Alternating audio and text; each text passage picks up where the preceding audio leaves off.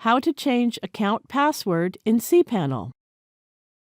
Log into your cPanel account and you will be on this page. Scroll down to the Preferences section and click Password and Security. Enter your old password. Now you can fill in your new password either manually or generate it automatically. To generate it automatically, click Password Generator. Now copy and save the generated password carefully. It will be the new password. Now click to use the generated password. It automatically fills the column of the new password. Click the Change Your Password Now button.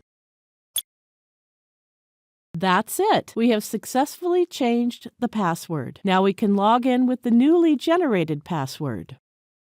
Thank you for watching.